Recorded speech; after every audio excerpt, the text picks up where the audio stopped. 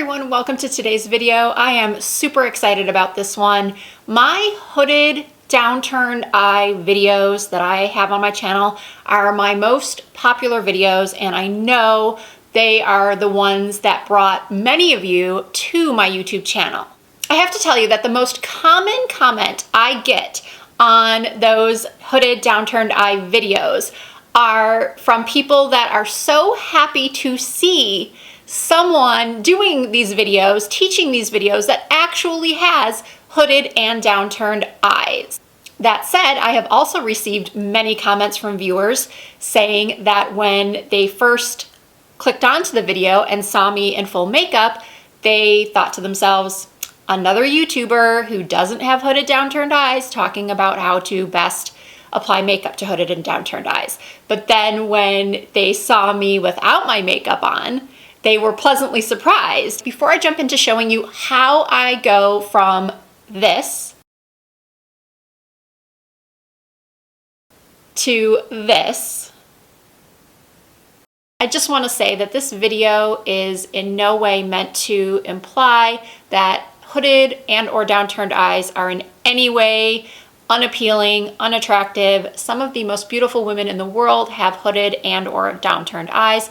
I happen to love my eye shape. I just feel like this look is very flattering. So if you'd like to learn how I got this look, how to make your hooded downturned eyes look fierce, then please keep on watching. I always feel like this look turns out the best when I use a little bit of Scotch tape. I put a little bit of tape on the back of my hand, then I remove it quickly to get off any excess stickiness. And then I apply it from the outer corner of my lower lash line in an angle up towards the tail of my brow. For this look, I'm using the Anastasia Beverly Hills Soft Glam eyeshadow palette and the brush that actually comes in the palette. And I'm mixing the shades Orange Soda and Burnt Orange together for my transition shade. I'm running that mixture back and forth in my crease like a windshield wiper, and sort of flicking it out towards my temples because we're going for that lifted cat eye shape.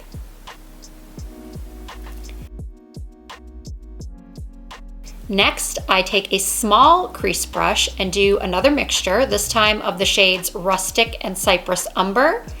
I'm stamping and blending that on the outer corners of my eye, creating the inverted V shape.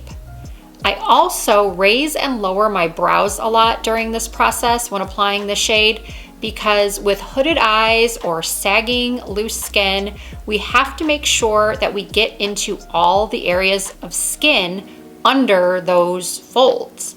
Stamping and then blending versus just blending alone will make it so those areas don't get skipped. I'm bringing the darker shade about 1/3 of the way onto my lids. Now using a flat synthetic brush sprayed with a bit of water or setting spray, I'm picking up the shade Rose Pink and applying that all over the rest of my lid, from the inner corner over to where the darker shades are and even up into my crease. However, you want to try not to cover all of the transition shade.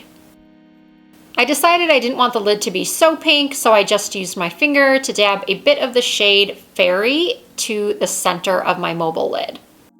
Moving on to liner, I'm going for a soft smoky wing, so I used the shade Noir and a thin angled brush.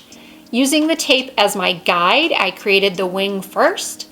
And then I took a thin line of the eyeshadow across the length of my upper lash line. Then I proceed to build up the outer corners, alternating between having my eyes open and closed, once again, in order to get all of the hooded area and ensure there are no gaps of skin peeking through, which can happen with hooded eyes and which you're actually going to see in a few minutes.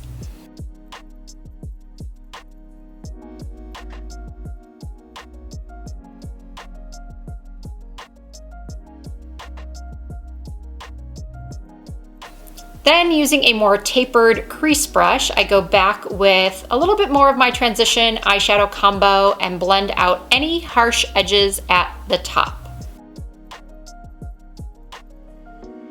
Now with my eyes open, I take that smaller crease brush without adding any more product, and with my eyes open, I'm running it back and forth directly into my crease, not above it, directly into it to create depth. You want to hold the brush toward the back of the handle rather than towards the front, because doing so will lighten the amount of pressure used, and this will give a more diffused look to the eyeshadow. Because I'm always aiming for that lifted look, I'm extending the blend up and out towards my temples. Now it's time to gently remove the tape and move on to brows.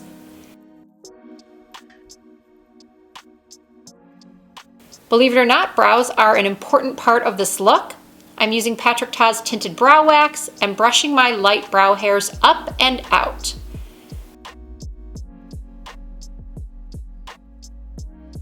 Now with my brows raised, you can clearly see the patches of skin that were under those folds of my eye that didn't get covered with the black eyeshadow. So those will need to be touched up.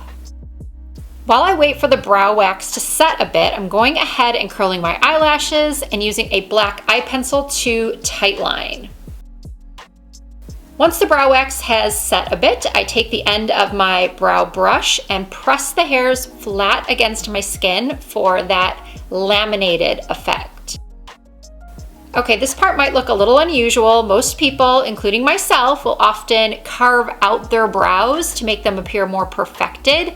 But lately I've been doing this before applying my brow color in order to best define that lifted shape. Using my favorite NARS concealer, I just run it under my brows, and then instead of following the natural curve of my brows, which is sort of downward, I'm making the brows appear more lifted by extending them out towards my temples. You can either tweeze the hairs that fall below the outline you've created, or the concealer often does a pretty good job on its own of hiding any strays. And now I'm going in with a brow pen. This one is from NYX and I just love it. I'm drawing faux brow hairs since mine are very, very sparse. I apologize that my camera went out of focus here, and then it goes back in focus, and then it goes out of focus again. So I'm just going to speed this part up so you don't get dizzy.